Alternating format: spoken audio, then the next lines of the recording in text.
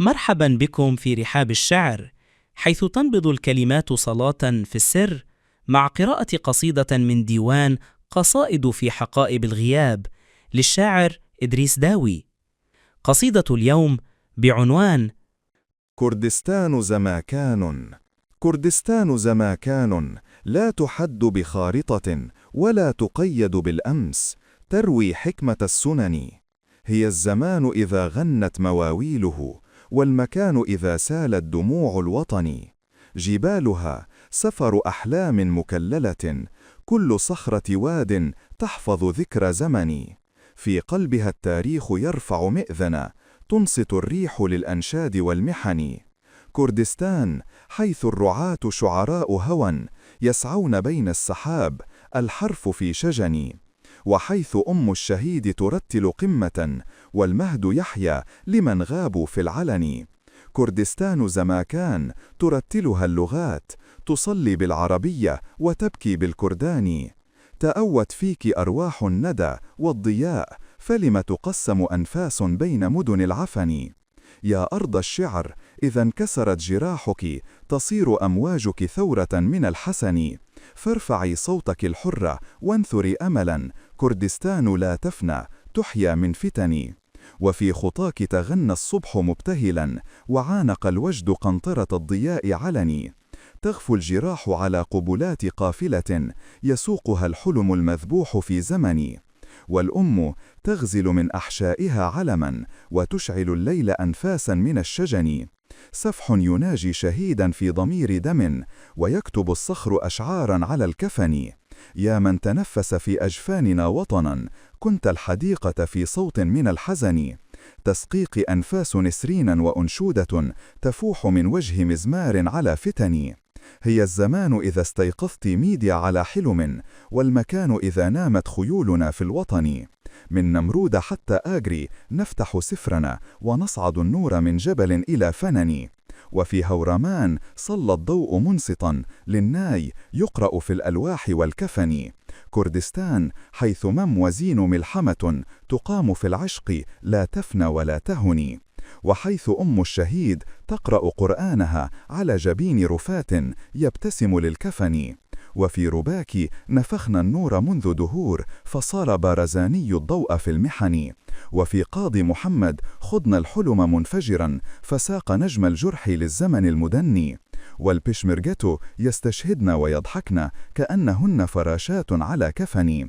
وفي حلبشة كانت روح أمة تسيل، والنور في عينيها لم يهن. وفي سليمانية حيث القلم ارتقى، وشيركو باح، وخان شاع في السنن. في الزنزانة الكبرى سكن فكر يهذب الحرية في عين من سجن. سجنوا الجسد أوجلان، فما قدروا على سجن فكر تنفس في الزمن. وفي كوبان رأينا النار تلبسها فتاة قوم، تفوق السيف في المنن. تمشي وفي خاصرات الحلم بندقة، وعينها أفق مدروب بالمحن. بارين ترفع صوت الحق منفردة، وتكتب الموت في وجه المغير علني. يا من ظننتم الأنثى ضعيفة سيفها، تأملوا كيف تصبح الضفائر وطني. وفي المقاتلة العينان مشتعلتان، بالعزم تكتب للتاريخ مؤتمن. تحرسن وجه الضياء في جبين دم، ويرقص الرعد في أحذيتيهن من فتن. لهن في الصمت تاريخ ومروية، ما بين سيف وما بين الضفر الحسن. إذا دهتن الليالي قمن مبتسمات، يسقن نار الردى والوعي في العيون. نحن الذين إذا ما الضيق أفزعنا، سرنا نقبل نصل الحق في فتن. يا أرضنا لن يكون القيد مقدرنا، وفي الصمود تغني الريح للمحن. سيبزغ الفجر لا شك ولا وهن، فالحريات لا تغفو على الدهن. فهذه كردستان الوعد مذ حلفت، بأن يكون صدى الإصرار في السنن. فارفعي صوتك الخفاق يا ملكوتنا، كردستان لا تموت بل تبعث في الفتن. وإن سجنت ففي أحشائك آلان، يلقي السلاسل عن رأس الزماكن. إذا تكالب ظل الخوف في قرى، تصدر الصدر وانشقت له المدن. نفس الجبال التي ما لان صخرها تفور في الروح حتى تشعل الوسن. نحن الذين إذا ما الريح صفعت قاموا كصخر يناجي القهر في وطني. نقاتل الليل في عينيك يا أملي ونسقم الحزن بالدمع الذي سكني. ما هان فينا انكسار أو تشككنا فكلنا الجذر والإعصار والسفن. ونكتب الضوء في عين المناضل من روى المدى وتنامت فيه أزمنني. في كف كاوى يبقى النور منبعثا يقاوم الليل والطغيان والدفن. وفي يديه حديد كان يحترق وفي الجبين سنن يصهر جموع فني. قام الحداد لم يرهب جبابرة وقد تفجر في كفيه كالزمن. كانت شعله نايا في متارسنا ترنم النار والأطفال في سكن. وفي الأمومة صوت الله منبجس تسبح الصبر والدموع في الشجن. تغزل ما بين ليل الرعب أغنية وتسقي الريح من آياتها الحنن. ترضع الوجد للأحفاد مذ ولدوا وتكتب اسم من غابوا على اللبن.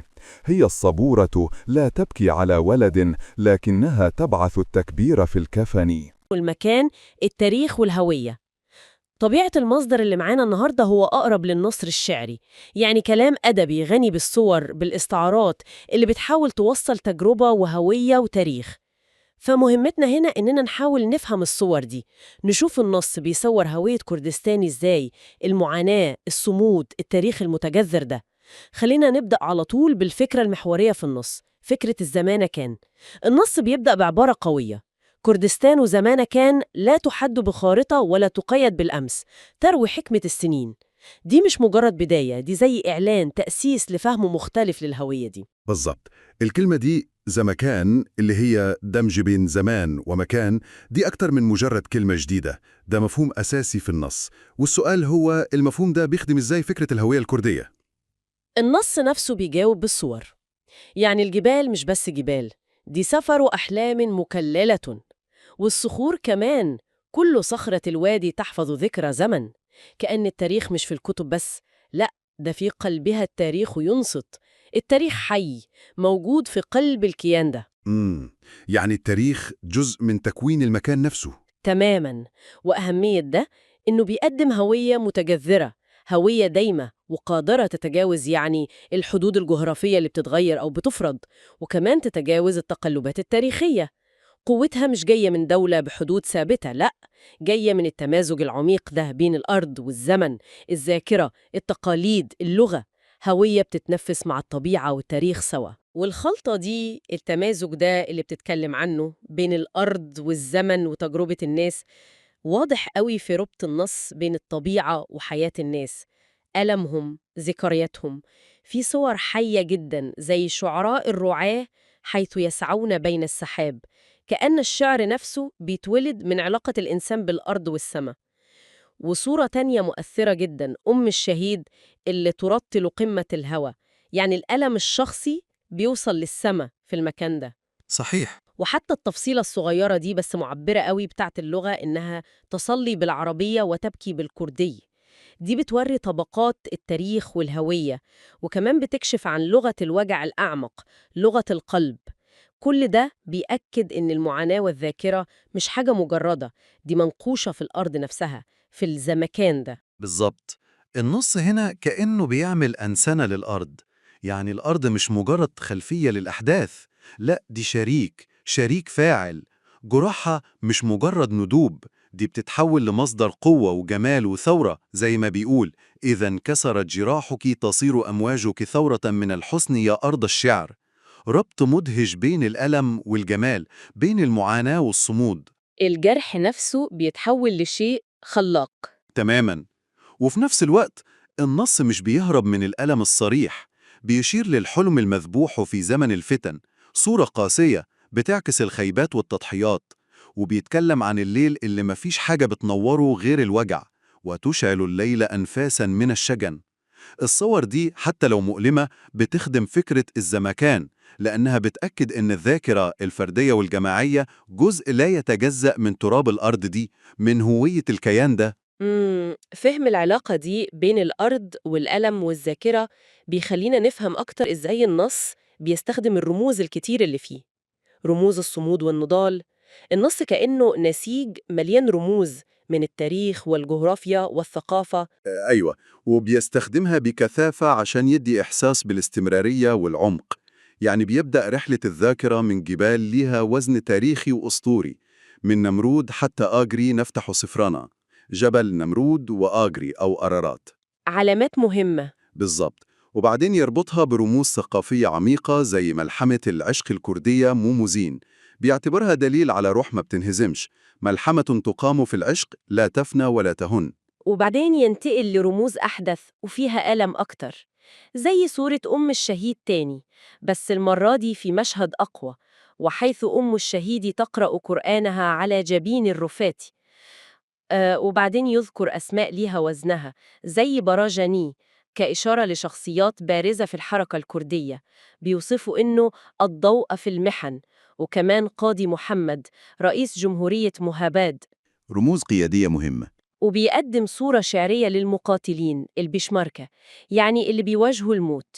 بيقول: والبيشمركة يستشهدن ويضحكن كأنهن فراشات على الكفن. بيحول الموت لفعل فيه تحدي وجمال. صورة قوية جدا. وطبعا الإشارة الموجعة قوي لحلبجة، المدينة اللي حصل فيها الهجوم الكيماوي. النص بيقول إن فيها روح أمة تسيل والنور في عينيها، رمز للمأساة الكبيرة والذاكرة المجروحة. صحيح، والرموز دي مش مجرد زخرفة، دي زي أعمدة الذاكرة الجماعية للزمكان ده. كل رمز فيها بيمثل فصل في حكاية طويلة ومعقدة. الاستمرارية الثقافية زي موموزين، التضحية زي أم الشهيد والبشمركة، القيادة زي بارزاني وقاضي محمد، والروح اللي ما بتنكسرش رغم الكوارث زي حلبجة. بترسم صورة متكاملة للهوية. بالظبط. وحاجة مهمة جدا كمان إن النص بيربط بين النضال المسلح والنضال الفكري والأدبي.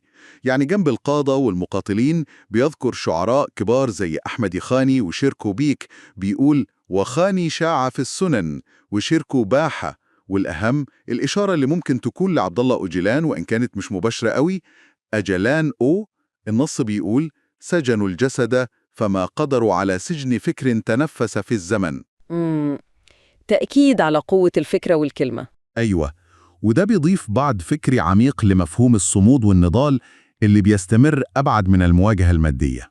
ده لافت فعلا، الدمج ده بين السيف والقلم، الجسد والفكر. وفي جانب تاني بيبرز قوي في النسيج ده، هو دور المرأة، وبالذات في المقاومة والتحدي المعاصر. في إشارة واضحة لكوباني. أيوة، كوباني رمز عالمي للمقاومة. وبيصور البنت اللي تلبسها النار استعارة قوية للشجاعة والتضحية. وبيفرد سطور لشخصية بارينو كوباني، المقاتلة اللي بقت أيقونة، بيصورها كبطلة. بارينو ترفع صوت الحق منفردة وتكتب الموت في وجه المغير العلني. وصورة تانية عامة للمقاتلة اللي تكتب التاريخ بعزم وعينيها مشتعلتان بالعزم. وهنا النص مش بس بيوصف، ده بيتحدى النظرة التقليدية للمرأة. بيقول: يا من ظننتم الأنثى ضعيفة، سيفها تأملوا كيف تصبح فائرة الضغن. النص هنا بيقدم المرأة مش كضحية أو مجرد رمز للمعاناة، لأ، دي فاعل أساسي في صناعة التاريخ وفي قلب النضال. فاعل مش مفعول به. تماماً. والصور اللي استخدمها قوية جداً زي ما قلتي، المقاتلات اللي كأن الرعد يرقص في أحذيتهن وهم يحرصن وجه الضياء، دي صورة بتتجاوز مجرد حمل السلاح، وهم كمان حافظات للذاكرة والوعي حتى في أصعب ظروف. إذا دهتنا الليالي قمنا مبتسمات يسقين نار الرضا والوعي في العيون. دي رؤية بتتحدى الصور النمطية بقوة، وبتقدم المرأة كقوة مركزية مش بس في الصمود الجسدي، لأ، وكمان في الحفاظ على الهوية والروح الجماعية. ورغم كل الصور القوية دي للألم والجراح والمواجهة اللي النص بيرسمها بصدق من غير تجميل، في خيط تاني بيربط كل ده ببعضه، خيط الأمل والإيمان بالمستقبل. إزاي الأمل ده بيظهر وسط كل الوجع ده؟ ده سؤال مهم، مم. لأن الأمل في النص مش أمل سطحي أو حالم، ده أمل طالع من الواقع، من الصمود نفسه. في يقين كده إن الفجر جاي مهما طال الليل، سيبزغ الفجر لا شك ولا وهن. وفي زي قسم أو عهد إن صدى الإصرار هيفضل عايش عبر الزمن. فهذه كردستان الوعد مذ حلفت، بأن يكون صدى الإصرار في السنن. الإصرار نفسه بيخلق استمرارية. وفكرة تانية أساسية إن كردستان كزمكان مش بتموت بالمفهوم العادي، لا، دي بتتجدد وبتبعث من قلب المحن والفتن. كردستان لا تموت بل تبعث في الفتن، كأن المعاناة نفسها هي وقود البعث. وصورة رمزية لشخصية ألان، يمكن إشارة للطفل ألان الكردي أو كرمز للجيل الجديد اللي يلقي السلاسل عن رأس الزمكاني، بيحرر الكيان ده. وتحرير من قيود الماضي والحاضر. بالظبط. وفي كمان استلهام مستمر من صلابة الطبيعة نفسها، نفس الجبال التي ما لان صخرها تفور في الروح. الروح بتستمد قوتها من الأرض. وطبعاً رمز قاوة الحداد، الشخصية الأسطورية المهمة في الثقافة الكردية المرتبطة بالنروز والانتصار على الطغيان. أيوة، قاوة رمزه الأساسي للمقاومة. النص بيعتبر كف قاوة مصدر دائم للنور. كف قاوة يبقى النور منبعثاً، يقاوم الليل والطغيان والدفن. الرمز ده بيربط الحاضر بالماضي الأسطوري. والخيط ده بتاع الأمل اللي مربوط بالألم والتاريخ والرموز هو اللي بيرجعنا تاني لمفهوم الزمكان اللي بدأنا بيه. النص مش بيقدم أمل ساذج، لا، ده بيلمح أن النضال والمعاناة نفسها الممتدة عبر الزمان والمكان هي اللي بتصهر الإرادة وبتشكل هوية المستقبل. الذاكرة الجماعية بكل رموزها، من قاوة لميم وزين لشهداء النهاردة، هي اللي بتغذي الأمل ده وبتحافظ على الهوية عبر الأجيال. يعني الصمود مش مجرد رد فعل، ده جزء أصيل من الهوية دي. بالظبط، زي ما النص بيقول في الآخر تقريباً: ما هان فينا انكسار أو تشككنا، فكلنا الجذر والإعصار والسفن. الصورة النهائية دي بليغة قوي، بتجمع بين التجذر في الأرض الجذر، والقوة في مواجهة التحديات الإعصار، والقدرة على المضي للمستقبل السفن. إذن نقدر نقول إن الفكرة الأساسية اللي بنطلع بيها من الاستكشاف ده لنص كردستان وزمركان هي إن كردستان زي ما الشاعر بيصورها أكبر بكتير من مجرد مكان على خريطة ممكن تكون محل نزاع. لأ، دي كيان حي، نسيج معقد بيتكون من الزمان والتاريخ والأسطورة والمكان المشبع بالذاكرة والمعاناة والروح اللي بترفض تنكسر. صحيح. وشفنا إزاي فكرة الزمنكان دي بتتجسد في صور شعرية قوية، الأرض المجروحة اللي بتثور، الشخصيات الرمزية الملهمة، النساء المتحديات، ورمز قاوة الخالق. بالفعل، وده بيوضح قد إيه التعبير الشعري والأدبي قادر يلقط جوهر هوية وتاريخ معقد ومليان ألم وأمل زي ده. النص مش مجرد سرد تاريخي، ده بيدمج كل العناصر دي في نسيج واحد حي، بيدي إحساس بروح الزمكان ده، بيقدم تجربة إنسانية وتاريخية عميقة بلغة مكثفة ومحية. وفي الختام زي ما تعودنا بنسيب للمستمعين فكرة للتأمل، فكرة جاية من قلب النص ده ومفهومه المركزي، بس يمكن ما تكلمناش عنها مباشرة. إزاي مفهوم الزمكان ده، الخلطة العميقة دي بين الزمان والمكان والذاكرة والتجربة، ممكن يشكل مش بس طريقة فهم الهوية الجماعية والمقاومة لشعب معين، لأ، كمان الطريقة العملية اللي الهوية دي بتتعاش بيها وبتتورث وبتتحمي وبتستمر عبر الأجيال، خصوصاً في ظروف تاريخية وجغرافية بتكون فيها حدود الأرض مش ثابتة أو محل نزاع أو حتى ممكن تكون منكرة أصلاً. إزاي الزمكان بيعيش ويتنفس لما المكان المستقر على الخريطة مش موجود أو مهدد؟ سؤال يستحق التفكير.